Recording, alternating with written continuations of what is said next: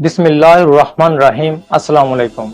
Medina Munawwara में रसूलुल्लाह सल्लल्लाहु अलैहि वसल्लम को मुनाफिकीन की तरफ से बहुत से चैलेंजेस का सामना करना पड़ा कि जिनमें उन्होंने नबी करीम सल्लल्लाहु अलैहि वसल्लम को कत्ल तक करने की कोशिश की, और इन सब के बारे में हम पिछली किस्त में डिस्कस कर चुके हैं। लेकिन जो लोग नबी करीम सल्लल्लाहु अलैहि वसल्लम के लिए सबसे मेजर चैलेंज बनकर सामने आए, वो एक बहुत ही खास कम्युनिटी थी, और वो लोग थे मदीना मुनव्वरा में रहने वाले यहूदी। मदीना में एक ऐसी कौम भी आबाद थी कि जो वैसे तो अरब्स नहीं थे, लेकिन वो इतने तवील अरसे से यहाँ पे रह रहे थे कि इनके नाम भी अरेबिक हो चुके थे। अरब्स के साथ उन्होंने शादियां भी कर रखी थीं, लेकिन इस सब के बावजूद अंदर ही अंदर वो अरब्स को हद दर्जा हकीर भी समझा करते थे, और कहा करते थे कि ये लोग तो उम्मीयीन हैं, यानी वो लोग जिन्हें कोई बाकायदा तालीम नहीं मिली।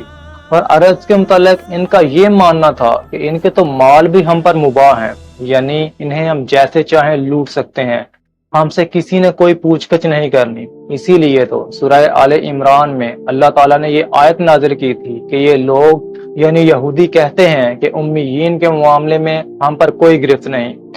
अरब की ज्यादातर तजारत यानी खजूर, कपड़ा और शराब वगैरह मोस्टली यहूदियों ही के पास थी, और अरब की निस्बत ये लोग 2 गुना 3 गुना ज्यादा कमा रहे थे। सिर्फ इतना ही नहीं, बल्कि ये लोगों को कर्ज भी बड़े बड़े सूद के साथ दिया करते थे। वो जान चुके थे कि अरब की कमजोरी है दिखावा, और आज भी बिल्कुल ऐसा ही है जैसा कि उस वक्त था।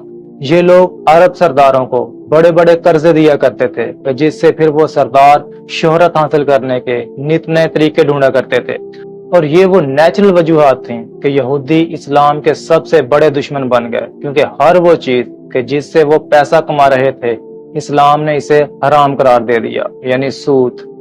ऑफ कोर्स इनकी दुश्मनी की और भी कई वजूहात थी, वो भी मैं इंशाअल्लाह साथ साथ शेयर करता रहूंगा। लेकिन एक आम यहूदी इस्लाम को सिर्फ इसलिए नापसंद करता था कि इस्लाम ने सूद, शराब और जुआ इन जैसी चीजों को हराम करार दे दिया था। लेकिन यहूदियों के कुछ बड़े उलमा भी थे कि जिनके नबी करीम सल्लल्लाहु अलैहि वसल्लम के साथ कॉन्फ्लिक्ट की कुछ और भी वजूहात थी, और अब आपने ये सब चीजें बड़े गौर से सुननी है। एक बहुत मशहूर और एक अहम हदीस है कि जिसे आप लोगों ने अब गौर से सुनना है। अब्दुल हुकम इब्न मसूद रजी अल्लाह ताला अन्हु बताते हैं कि मैं एक मर्तबा रसूलुल्लाह सल्लल्लाहु अलैहि वसल्लम के साथ मदीना के खेत से गुजर रहा था, और इस वक्त आप सल्लल्लाहु अलैहि वसल्लम खजूर के एक तने के साथ टेक लगाए खड़े थे कि मैंने देखा कि कुछ यहूदी हैं जो करीब से गुजर रहे हैं, और मुझे इनकी आपस में बातें करने की आवाज भी सुनाई दे रही थी। और मैंने सुना कि इनमें से एक ने कहा कि इनसे रूह के बारे में पूछो, तो दूसरे ने कहा कि नहीं, रहने दो, ऐसा ना हो कि कहीं ये कोई ऐसी बात कह दें कि जो हमें अच्छी ना लगे। लेकिन फिर किसी और ने कहा कि नहीं, तुम जरूर पूछो। और यूं वो लोग रसूलुल्लाह सल्लल्लाहु अलैहि वसल्लम के पास आए और बोले कि अबुल कासम, अब यहाँ पे आपने एक बात नोट करनी है कि यहूदी नबी करीम सल्लल्लाहु अलैहि वसल्लम को या तो मोहम्मद अरबी कहकर बुलाया करते थे या फिर अबुल कासम। इनका ये अंदाज इस वजह से था कि कहीं उनको या रसूलुल्लाह न कहना पड़ जाए। तो वो बोले कि अबुल कासम, हमें रूह के बारे में बताइए। इनके अल्फाज बहुत अहम हैं। उन्होंने ये नहीं पूछा कि रूह क्या होती है, क्योंकि तब यह सवाल हमारे जिस्म में मौजूद रूह के साथ स्पेसिफिक हो जाता। नहीं, बल्कि उन्होंने कहा कि हमें रूह के बारे में बताएं, और इन अल्फाज के साथ इनका सवाल 10 या इससे भी ज्यादा मुख्तलिफ रूहों के मुतालिक पूछने के साथ वाबस्ता हो गया। अभी मैं आप लोगों को बताऊंगा भी कि वो रूहें कौन कौन सी हैं। इब्न मसूद बताते हैं कि इस सवाल पर नबी करीम सल्लल्लाहु अलैहि वसल्लम थोड़ी देर के लिए खामोश हो गए और उनकी बात का कोई जवाब नहीं दिया। मैं समझ गया कि आप पर वही नाजिल हो रही है, और जब वही खत्म हो गई तो आपने सूरह अल-इसरा की 85 नंबर आयत तिलावत की कि ये आपसे रूह के मुतल्लिक पूछ रहे हैं। कह दीजिए कि रूह मेरे रब का हुक्म है, और तुम्हें बहुत ही थोड़ा सा इल्म दिया गया है। और इस वक्त भी ये जवाब सुनकर यहूदी खामोश हो गए। लेकिन जब ये बात उन्होंने अपने उलमा के सामने रखी तो उलमा गुस्सा हो गए और बोले कि तुम्हें कहा किसने था कि इनसे रूह के मुतल्लिक पूछना, क्योंकि इनका ये जवाब एक निशानी थी। कदीम किताबों में इनकी एक अलामत ये भी थी कि जब इनसे रूह के मुतल्लिक पूछा जाएगा تو वो इसकी हकीकत का इल्म अल्लाह के सुपुर्द कर देंगे। तुमने अपनी तरफ से तो इन्हें आजमाना चाहा था, लेकिन उन्होंने साबित कर दिया कि वो वाकई एक नबी हैं। अब सवाल ये है कि वो किस रूह के मुतल्लिक पूछ रहे थे, और कुरान मजीद में भी ये लफ्ज वसी तर मानों में इस्तेमाल हुआ है, यानी हजरत जिब्राइल अलैहिस्सलाम के लिए यानी रूहुल कुद्स यानी मुकद्दस रूह, हजरत ईसा अलैहिस्सलाम के लिए कि वो अल्लाह की रूह थे यानी रूहुल्लाह। फिर इस चीज को भी रूह कहा गया है कि जिसने हजरत आदम अलैहिस्सलाम को जिंदा किया था। लेकिन रूह का लफ्ज इस चीज के लिए भी इस्तेमाल होता है कि जो आसमान के रास्तों से सफर करती है। ये वाला पॉइंट बहुत ही अहम है। सूरह मुआरिज की ये आयत के फरिश्ते और रूह इसकी तरफ एक ऐसे दिन में चढ़ते हैं कि जो 50,000 साल के बराबर है। इन रास्तों के जरिए चढ़ने वाली रूह वक्त की कैद से आजाद इंटर डायमेंशनल किस्म के सफर करती है। मुआरिज यानी आसमान के रास्तों के जरिए से सफर करती है। फिर सूरह नबा की वो आयत कि जिसमें फरिश्ते सफ़ें बांध कर खड़े होंगे और इन्हीं के साथ रूह भी खड़ी होगी। रूह के मुतल्लिक बहुत सारी डिटेल्स हैं। यहाँ तक अल जाबस और इब्नुल दीन ने रूह की हेडिंग में एक ऐसी मखलूक के मुतल्लिक भी लिखा है कि जो आदम में से नहीं लेकिन इंसानों की तरह खाती पीती है, इसे रिस्क और खुराक मिलती है। अब यहूदियों का ये सवाल कि हमें रूह के बारे में बताइए अपने अंदर बहुत गहरे राज समेटे हुए था। वो लोग जानना चाह रहे थे कि रूह है क्या, ये कैसे सफर करती है, या 50 हजार साल के रास्तों को एक ही दिन में कैसे तय कर लेती है, और इन रास्तों के जरिए कि जो आसमान में मौजूद हैं। लेकिन नबी करीम सल्लल्लाहु अलैहि वसल्लम ने इन्हें इस बात का जवाब नहीं दिया, बल्कि इसका इल्म अल्लाह ताला के सुपुर्द कर दिया। और यहूदी जान गए कि ये वाकई वही नबी हैं कि जिनके बारे में हमें बताया गया था, वरना ये शख्स हमें रूह के मुतालिक बता देता। अब देखिए, यहूदी आसमानों के मुतालिक इल्म और आसमान में रहने वाली चीजों के साथ बहुत ज्यादा अपसेट थे। मसलन हज़रत जाबिर बिन अब्दुल्ला रजी अल्लाह ताला अन्हु बताते हैं कि एक मर्तबा एक यहूदी ने नबी करीम सल्लल्लाहु अलैहि वसल्लम से मिलने आया तो बोला कि अबुल कासम, क्या आप मुझे आसमान के इन सितारों के नाम बता सकते हैं कि जिन्हें यूसुफ अलैहिस्सलाम ने अपने ख्वाब में सजदा करते हुए देखा था। आप सल्लल्लाहु अलैहि वसल्लम ने इसे कोई जवाब नहीं दिया। इसने दोबारा यही सवाल किया तो आप सल्लल्लाहु अलैहि वसल्लम ने फरमाया कि अगर बता दूं तो क्या तुम ईमान ले आओगे। तो इस मर्तबा वो यहूदी खामोश हो गया, लेकिन फिर बोला कि जी मैं आप पर ईमान ले आऊंगा।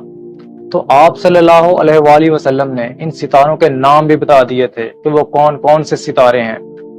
और जब आप सल्लल्लाहु अलैहि वसल्लम ने उसे 11 के 11 सितारों के नाम बता दिए तो वो यहूदी मुस्कुराया और आप सल्लल्लाहु अलैहि वसल्लम पर ईमान ले आया। अब यहूदी नबी करीम सल्लल्लाहु अलैहि वसल्लम से आसमान की तख्लीक और इसकी साख्त के बारे में भी सवाल किया करते थे। यहूदी ये जानना चाहते थे कि आसमान को किस तरह से बनाया गया है और इसका मकसद क्या है। इसका जवाब कुरान मजीद में कई मकामात पर दिया गया है, जैसे सूरह अंबिया में है कि क्या इन लोगों ने जिन्होंने कुफर किया है ये नहीं देखा कि आसमान और जमीन जुड़े हुए थे, फिर हमने इनको जुदा किया और हर जिंदा चीज को हमने पानी से बनाया, तो क्या वो अब भी ईमान नहीं लाएंगे।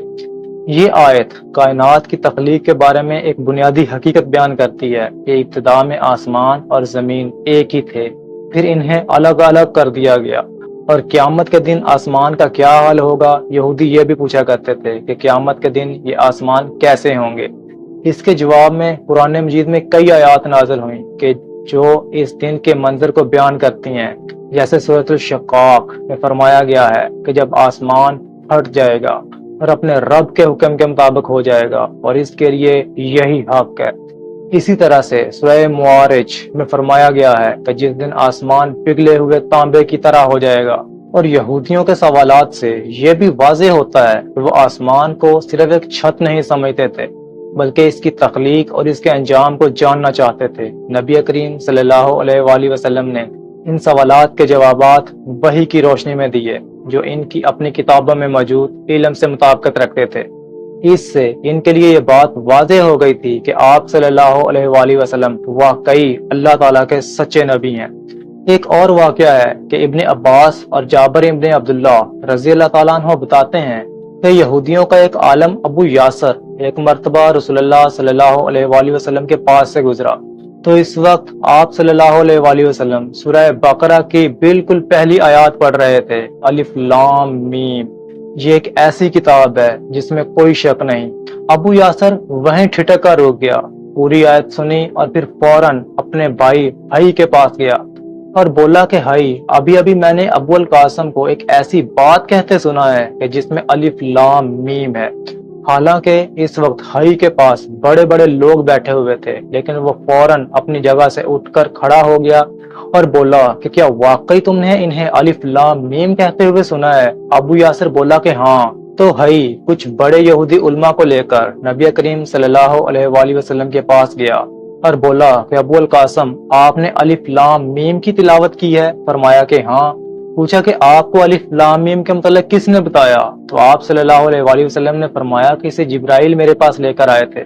پوچھا کہ کیا آپ الف لام میم جیسے اور بھی کچھ الفاظ کو جانتے ہیں؟ فرمایا کہ ہاں، اور پھر بتایا الف لام میم صاد۔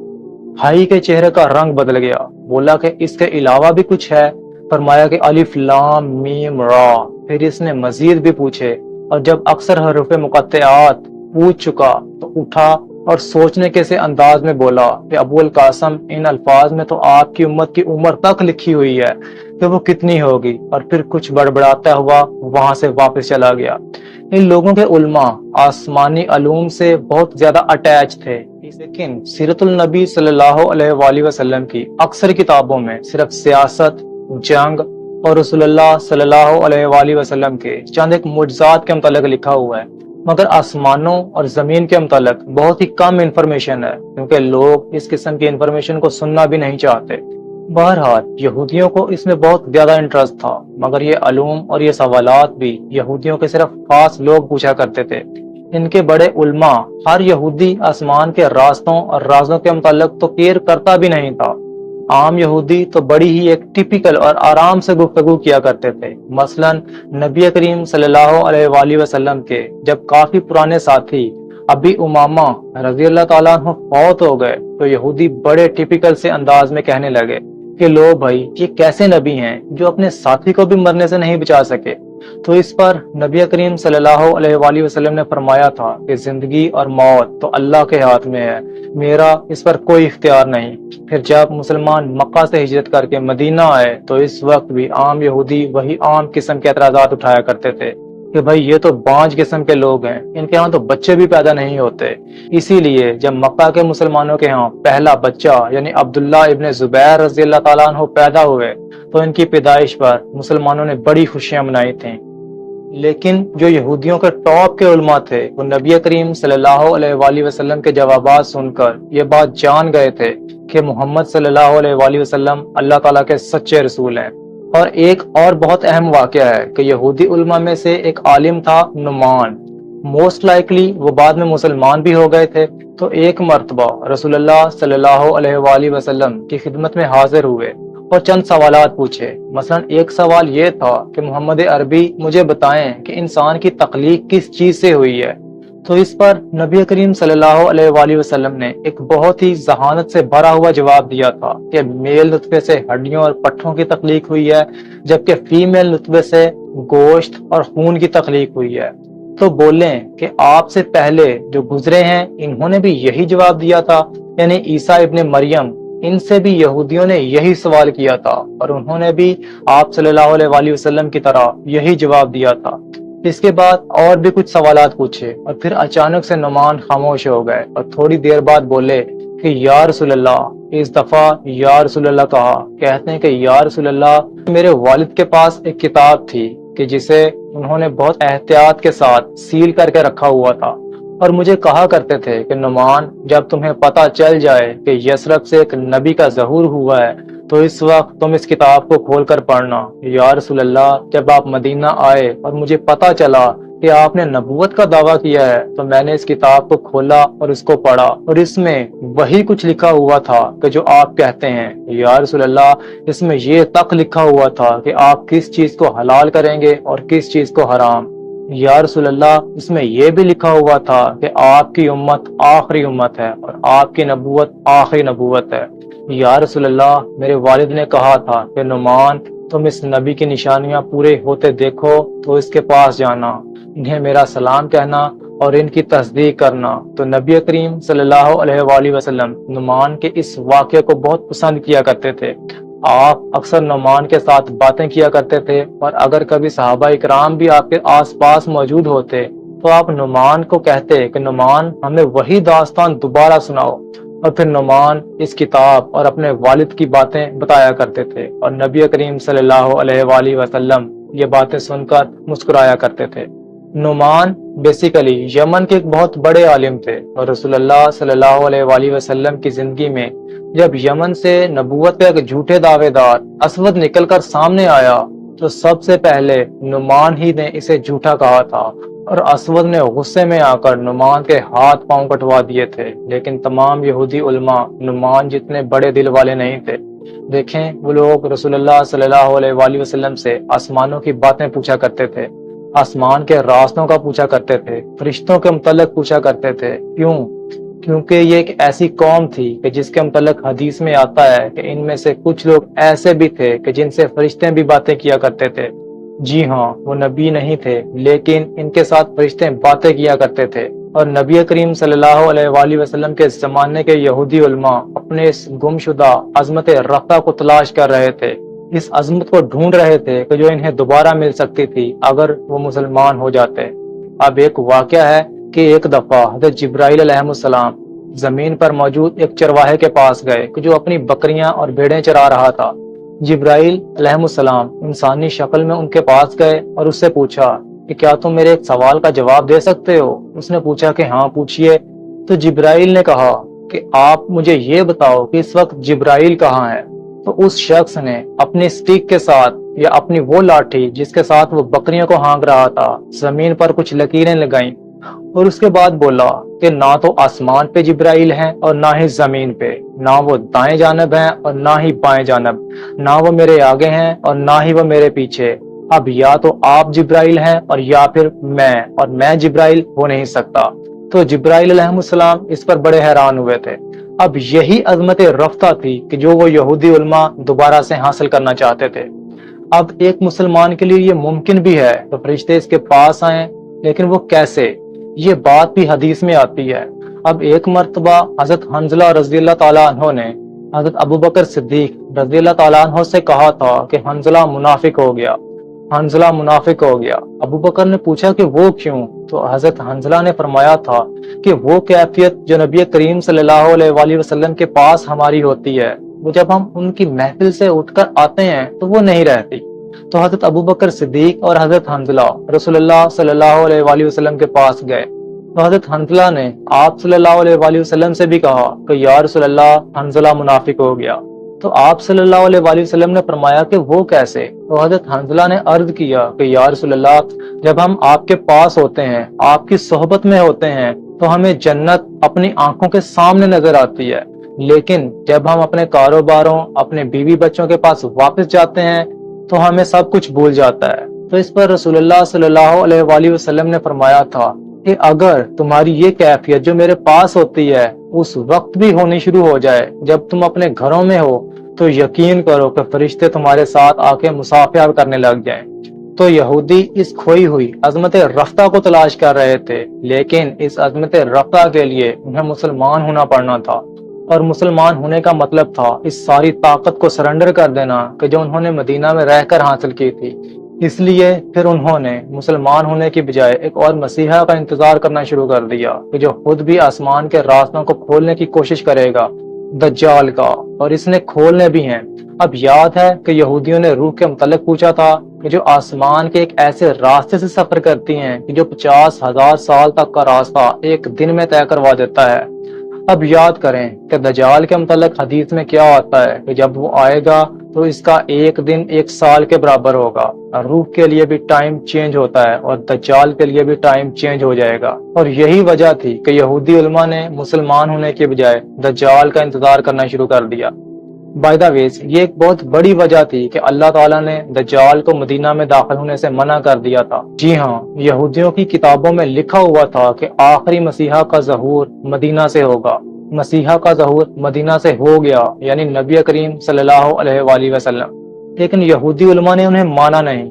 یعنی نبی کریم صلی اللہ علیہ وآلہ وسلم کو ماننے سے انکار کر دیا، اور اس لیے وہ ایک نئے مسیحا کا انتظار کرنا شروع ہو گئے، یعنی دجال کا۔ لہٰذا اللہ تعالیٰ نے دجال کا مدینہ میں داخل ہونا ہی ممنوع کر دیا۔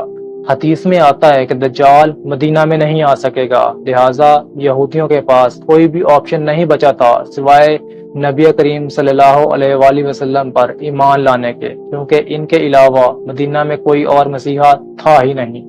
لیکن پھر بھی زیادہ تر علماء ایمان نہیں لائے، اور اس حوالے سے ایک بہت مشہور واقعہ ہے حضرت صفیہ بنت حویرہ رضی اللہ تعالیٰ عنہ کا۔ وہ بتاتی ہیں کہ میرے والد اور چچا یہودیوں کے بہت بڑے عالم تھے اور مجھ سے بہت پیار کیا کرتے تھے، یہاں تک کہ جب گھر میں ہم سارے بچے کھیل رہے ہوتے تو وہ باقیوں کو گود میں اٹھائیں یا نہ اٹھائیں، لیکن مجھے ضرور اٹھایا کرتے تھے۔ تو ایک دن جب رسول اللہ صلی اللہ علیہ وآلہ وسلم ہجرت کے بعد پہلی مرتبہ مدینہ آئے تو صبح صبح میرے والد اور چچا ان سے ملنے کے لیے قباء کی طرف گئے، اور ان کی واپسی کہیں رات کے وقت عشاء کے بعد ہوئی، اور انہیں دیکھنے میں لگ رہا تھا کہ جیسے وہ بالکل تھکے ماندے ہیں، گرتے پڑتے لڑکھڑاتے ہوئے جا رہے ہیں۔ ہر روز کی طرح میں بھاگ کر ان کے پاس گئی، لیکن حیران رہ گئی کہ دونوں میں سے کسی ایک نے بھی مجھے بلایا تک نہیں، اور میں وہیں کھڑی ہو کر انہیں دیکھنے لگی۔ تو چچا نے والد سے پوچھا کہ کیا خیال ہے، کیا یہ وہی ہیں؟ والد نے جواب دیا کہ بغیر کسی شک کے یہ وہی ہیں، یعنی آخری نبی۔ تو چچا نے پھر سے پوچھا کہ ہمیں اب کیا کرنا چاہیے، ان کی بات مان لینی چاہیے؟ تو والد بولے کہ نہیں، مرتے دم تک نہیں۔ اب کیوں نہیں ماننا چاہیے تھا؟ اس کی بہت ساری وجوہات ہیں، کچھ پولیٹیکل، کچھ فائنینشیل اور کچھ ایسٹرونومیکل۔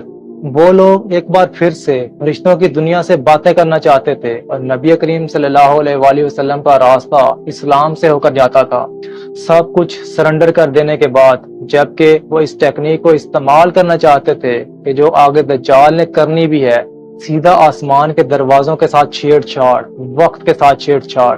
یہاں میں آپ لوگوں کو ایک اور بات بتانا چاہوں گا کہ یہی صفیہ تھیں کہ جن کی نبی کریم صلی اللہ علیہ وآلہ وسلم کے ساتھ شادی بھی ہوئی تھی۔ اب واقعہ انتہائی زبردست ہے کہ ایک رات حضرت صفیہ رضی اللہ تعالیٰ عنہ نے ایک خواب دیکھا کہ چاند آسمان سے اتر کر ان کی گود میں آ گرا ہے۔ تو جب یہ خواب مسلمان ہونے سے پہلے انہوں نے اپنے شوہر اور اپنے باپ کے سامنے پیش کیا تو انہوں نے اسے ایک بڑا ہی زوردار تھپڑ مارا اور کہا کہ کیا تم مدینہ کے بادشاہ سے شادی کرنا چاہتی ہو؟ اور اس تھپڑ کا نشان ان کے چہرے پر بن گیا۔ اس خواب کے کچھ عرصہ کے بعد خیبر کی لڑائی ہو گئی، رسول اللہ صلی اللہ علیہ وآلہ وسلم کو فتح نصیب ہوئی، اور صفیہ رضی اللہ تعالیٰ عنہ نبی کریم صلی اللہ علیہ وآلہ وسلم کے نکاح میں آ گئی، اور اس وقت تک ان کے چہرے پر تھپڑ کا وہ نشان موجود تھا۔ تو نبی کریم صلی اللہ علیہ وآلہ وسلم نے صفیہ سے پوچھا کہ یہ کیا ہے؟ تو اس وقت انہوں نے اپنا وہ خواب سنایا کہ یا رسول اللہ، ایسے ایسے میں نے خواب دیکھا تھا اور میرے شوہر نے اس وقت مجھے تھپڑ مارا تھا۔ بہرحال کچھ یہودی علماء ایسے بھی تھے کہ جنہوں نے نبی کریم صلی اللہ علیہ وآلہ وسلم کی دعوت پر اپنا سر جھکا دیا تھا، مثلا عبداللہ ابن سلام رضی اللہ تعالیٰ عنہ۔ اور روایات سے پتہ چلتا ہے کہ وہ بھی رسول اللہ صلی اللہ علیہ وآلہ وسلم کے پاس آئے، اور ظاہر ہے کہ وہ ایک بہت بڑے عالم تھے، اس لیے کچھ ایسے سوالات کیے کہ جن کے جواب صرف ایک نبی ہی دے سکتا تھا۔ جب اپنے جوابات مل گئے تو مسکرا کر مسلمان ہو گئے اور کہنے لگے کہ یا رسول اللہ، اللہ کی قسم، جب میں نے آپ کو دیکھا تھا تو اسی وقت سمجھ گیا تھا کہ باخدا اس چہرے والا شخص کبھی جھوٹا ہو ہی نہیں سکتا۔ میں آپ پر ایمان لاتا ہوں، لیکن میری ایک درخواست ہے، ابھی باقی یہود کو مت بتائیے گا کہ میں مسلمان ہو گیا ہوں، ورنہ وہ اس بات کو کوئی اور ہی رنگ دے دیں گے۔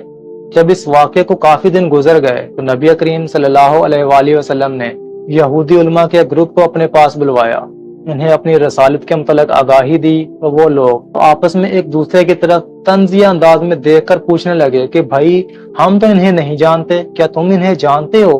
یعنی وہ اپنی طرف سے ایسے ریئیکٹ کرنے لگ گئے کہ جیسے انہیں تو پتہ ہی نہیں کہ ابو القاسم ہیں کون۔ جب 3 مرتبہ انہوں نے ایسا کہا تو نبی کریم صلی اللہ علیہ وآلہ وسلم نے پوچھا کہ اچھا، اگر مجھے نہیں جانتے تو کیا تم عبداللہ بن سلام کو جانتے ہو؟ تو کہتے ہیں کہ ہاں، کیوں نہیں، وہ تو ہمارے ایک بہت بڑے اور معتبر عالم ہیں اور ایک بہت عظیم بزرگ کے بیٹے ہیں۔ تو اس پر رسول اللہ صلی اللہ علیہ وآلہ وسلم نے ابن سلام کو آواز دے کر بلایا اور کہا کہ اچھا، عبداللہ تو پھر مسلمان ہو چکے ہیں۔